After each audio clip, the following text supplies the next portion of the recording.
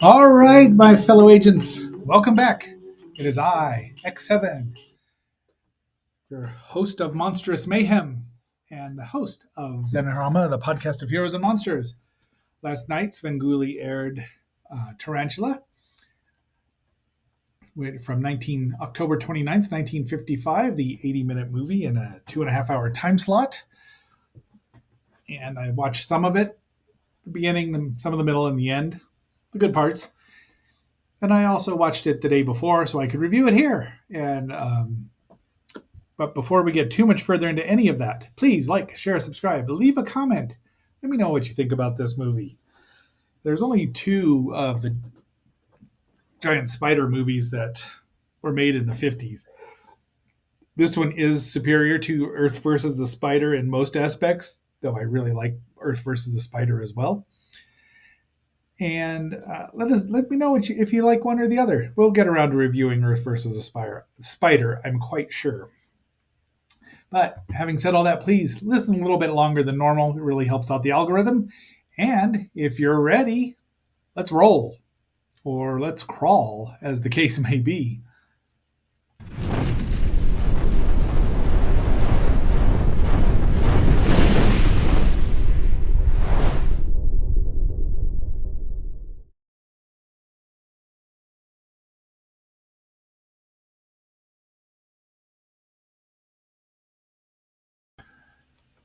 So this is a universal international science fiction monster movie. And they have moved away from, say, The Creature, as we talked about, was the last of the humanoid monsters. These were all universal, would be in the giant ant, the giant bug, the giant fish, you name it. There was something giant about it, although it was just most of the time the newer monster movies were just enlarged animals we knew and loved or didn't love. Your humble agent does have an aversion to spiders, which is not the spider's fault. They're doing their job. Tarantulas aren't too scary simply because they're so big that if you can't get out of their way and you irritate them, you deserve to get bitten. And so, having said that, this was released, as I said, October 29th, 1955, a perfect Halloween movie. The box office was 1.1 million, so it probably made quite a bit of money. And it was filmed, looks like, out in the fictional town of Desert Rock, Arizona. I would be willing to bet it was shot entirely in California, outside of Apple Valley, and other places around there. So the scenery looks familiar. It's close enough because it's all high desert or semi-arid regions, semi-arid. And so we start out there. There we see this gentleman who does not look like he's having acromegaly, or they say it differently. But we get the title, directed by Jack Arnold, and I do have a book called Directed by Jack Arnold, which is about his career, and he's just great. I'm going to have to review that one. So the plane lands, and there is our stalwart hero, John Agar, as Dr. Matt Hastings, Mr. Shirley Temple himself, who was in so many thousands of movies. We have reviewed The Brain from Planet Eris already. And, of course, he was the half-brother of James Arness. We'll get to The Thing from Another World. Let's see, what else was he in? The Mole People, which I may just at least watch. Daughter of Dr. Jekyll, Attack of the Puppet People, Invisible Invaders, Journey to the Seventh Planet, a movie I do quite enjoy, I must say. Hand of Death, which is a kind of, I don't know if I still have my copy of that, but I bet I can find it now or somewhere online. This one came from my DVD copy. Women of the Prehistoric Planet, Night Fright, not Fright Night. I forget he was in the first useless remake of King Kong. Anyway, so he's a pilot, but he's also the local town doctor who goes about delivering babies for the most part. There's the town. Looks like the one right out of the Monolith Monsters, doesn't it? There's his old buddy who runs the call center. Sarah. No, that's not Sarah. I don't know if that's Andy or not. Let's see if it says what it is up here. Nope. So sheriff's wait. He goes over to the sheriff's place, coroner's place. They see the guy we saw who they diagnosed as being suffering from acromegaly. And there is Leo G. Carroll, who's over a barrel. And if you don't think we're going to get some, since I just watched Rocky Horror 2 days ago, I mean, Tarantula does not really take to the hills because there's just small hills, and it's bigger than most hills in Arizona, which I love Arizona. It's beautiful. So he's there saying, yeah, he suffered from it, and it happened in 4 days. We don't know why. Now, old Matt there is very skeptical, but can't prove him wrong.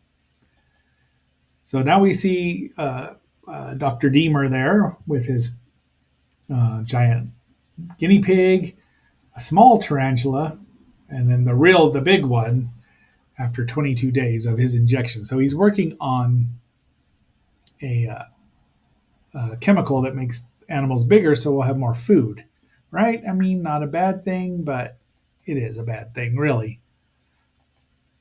And there is his other guy. Now, I don't remember doctoral student Paul Lund, who apparently has either taken the injection. See, but that, again, he's far more mutated or malformed than acromegaly. Andre the Giant had acromegaly. Ted Cassidy, I believe, had acromegaly. It does make your features enlarge, but it does not do that to them. Andre never looked like that. And they don't live long. So he fights with old Deemer there, and the arachnid escapes, walks out the doors, pretty as you please. Really good mat work here in this movie. And while he knocks out Deemer and then injects him, and then he dies, dead. Period. End of story. Deemer apparently doesn't realize he's been injected because he's been knocked out. He buries the body outside in the desert where nobody will find it because there was and his little monkey. I don't know if the monkey actually got a name. You know how I feel about monkeys in general, but Matt shows back up and he has to admit he's wrong. There's the new local newspaperman who's given our sheriff, played by Nestor Paiva. I never even knew that. Sheriff Jack Andrews, he was the boatman in, of course, The Creature from the Black Lagoon, the boat captain in the first two movies, maybe even the first three. I don't remember. First two, at least. And you never know they were the same person. So they kind of have a love-hate relationship there, which Matt enjoys. And the bus from Phoenix shows up with Stephanie Clayton, a.k.a. Steve. And she needs a ride out to the Deemer place. So off they go. And, of course, the sparks fly. And they do have and that's Mara Corday, who we've seen in The Black Scorpion. And she was in The Giant Claw, which we will review because I love that movie. And then many Westerns. And, more acting ability than she was ever permitted to exhibit. Tarzan and the She-Devil, uncredited. Just looking here to see if I've seen any more of these aside from Undersea Girl. I wonder what that movie's about. Well, anyway. Sudden Impact, of all things. Pink Cadillac. She was not in partial TV credits, so she might have been in Perry Mason. Like I said, I didn't watch all of it. There's the Deemer house. And they have a talk, and he's talking about the fire and everything that happened. Yeah, of course, the newspaper man's there with his photographer taking pictures, and he tells him what his research is. He's not ashamed of it. And he says everything got burned up. He says everything got burned up. Unfortunately, we know the tarantula did not get burned up. A tarantula! I should really have. We're going to look for that. But so the sheriff says you're a kook, but he's like, that's not sure. So now Deemer and Steve are working with the radioactive isotope. He's rubbing his arm where he got his injection. I just like these Mart's hardware. Who's Mart? So they have a little impromptu date, and they stop at these rocks here, which look like Vasquez rocks, but don't quote me on that. They both have a smoke now, and then suddenly a rock falls down. Suddenly a shot rings out. They peel out of there because they can't figure out what happens, and look what's causing it. So I guess that tarantula is coming over the hill, but Leo G. Carroll doesn't even see it until right before he dies. Oops, spoiler alert. So off they go, and she shows him around the lab, and he gets all mad at her for doing that. Now he's starting to notice something's wrong with his face. Dun dun dun. Uh-oh, something's gone. Something's eating the cattle. I mean, because tarantulas do liquefy, like spiders, have liquefying poison, and then they suck out the innards. Now, tarantulas again are not very venomous. What hurts more is the actual. If they bite you, it's the bite more than the poison because they use their strength. But apparently, this one has poison to spare, and there it is. And what is it? What is it there, Larry?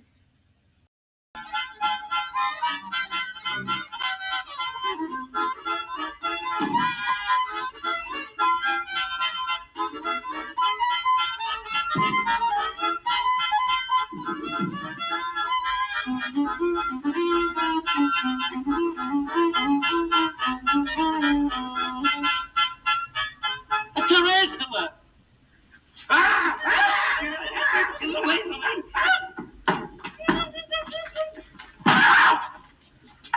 What's wrong with you? I killed it! Oh! A field mouse! Stand back, it's liable to bite you. Tarantula shot 5 holes in the divot. Get out of here. Come on. Wasted 5 good slugs in it. I'll sue you for this. Oh, superstitious, eh? Oh, Vice-Eye Kid. Gentlemen. So this is our first really good look at the live tarantula they're using. But that clip actually came from Curly's grandson's video channel on YouTube. I highly recommend it. He's very entertaining, and it's nice to see Curly being represented still. So it's a lot of fun. And Disorder in the Court is in the public domain. For some reason, like 4 or 6 of the Stooge shorts they fell out of copyright. So that's why I wanted to include it, because I could. Now, the horses run away. The old farmer this is the same guy whose cattle had been eaten, gets eaten. I mean, there are some shots where the tarantula is a bit see-through and very black. So I think this influenced the black scorpion later on, as we've talked about. But the destruction scene, it's really well done. The movie's really, I mean, Jack Arnold's a great director, and he could have done anything, and he did get typecast a bit in science fiction, which I'm glad he did, because he made movies that should not have been as good better. Yeah, there they find more of the venom. He puts it in a thermos, and he says, "Well, it's kind of some kind of insect poison." He says, "Don't tell anyone." And off he goes. She's all worried about the doctor because he's got problems, and then we see his problems. Old Matt races out there to help her. And then, so this is one of the few things you can see the tarantula, one of the few mats. It works really well because you don't see the line, but right there, the legs disappear. So that's, something, it ran into something and they didn't. So here's his acromegaly makeup. He looks, it's not nearly, this is closer to what it should look like. She's like, he'll be sleeping, but just, give him some of this for the pain, but he's got like 3 days left to live, maybe. Then he flies off to probably Phoenix or what's that other town? Phoenix and probably Phoenix, to get the poison diagnosed. And they say, this is what it is, a tarantula. Snakes don't even bother it. And that's a rattlesnake. And it is huge at this point in time. I don't know how big it's supposed to be, but it's gigantic. It's huge. It has it has a virtual weather system. So it's walking across knocks out the weather lines. These poor hobos here we assume they get eaten. It's kind of a lighter comedy sequence overall. Matt lands his plane, and Steve is just very, very taking notes. And guess who shows up? So here's our one destructive sequence with the spider, and the sound effects are really good because it makes you think that the spider is attacking the house. The model here, the full size prop, isn't that great. She's oblivious. She just walks back and forth like 3 times before she sees it. But the house destruction's well shot. He runs in to save her, of course, and they see it, and there it is over the hills. I guess, okay, so there's hills in Southern California, but not Arizona. They call up the dynamite, they get the explosives, and they get through to town. Call it, because they have to evacuate old Desert Rock. Is that the name of it again? Yeah, Desert Rock. Which is, none of them are sweating. But, they call in the Air Force. And as we know, if you're a fan, and I'm sure it was talked about, so they try the dynamite first, which is a really nice sequence, but it's obviously, the spider's matted it over because it just walks right through it. Here's a nice shot here, though it does get it fades in and out a bit. You can see through it if you watch the movie more than once. As I've said, Universal monster movies from the 30s to the 50s, late 50s, many of them were shown here in Fossil Bed on Channel 2, KWGN. There they are, and they've called in to at least try to blow them up. And that is young Clint Eastwood there. Still with an uncredited role, but you can hear his voice. It's him, it's his voice. So he's shooting rockets. The rockets have no effect, but the napalm, when they drop it, it does. Kaboom! And that's it. I mean, there's no real reason to save a tarantula body. It's not going to tell them anything they don't know from what Dr. Deemer did. But it's a fun little movie. Our heroes, Matt and Steve, like each other, so I'm assuming she wants to stay in town. The town is saved, so no expensive destruction, and no one's going to be making giant animals, at least until another 6 months or so. The beginning of the end with giant grasshoppers. Also I think that's starring John Agar. No, maybe not. But be that as it may, and there's the cast right there. You don't see Clint Eastwood. Had they known, I'm sure they'd have plastered his name everywhere, but he was just, he did it for the work, I'm sure. And no, there's no harm, no foul. All right, tomorrow we'll be talking about Johnny Quest, the next, I do have all those done. The next episodes, and until that time, our next assignment, my fellow agents, this is X7 signing off, phasing out.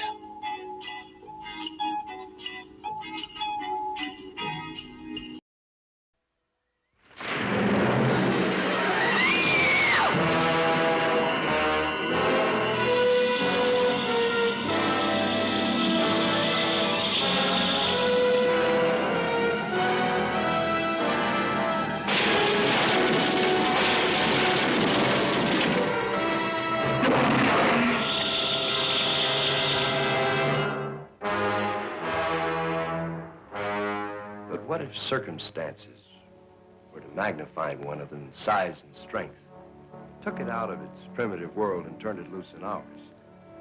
Then expect something that's fiercer, more cruel and deadly than anything that ever walked the earth. Even science was stunned.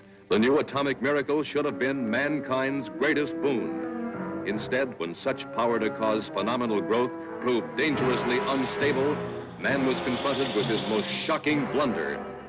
The isotope triggered our nutrients into a nightmare. A blunder that transformed a tiny insect into the 100-foot spider that was now ravaging the panic-stricken countryside.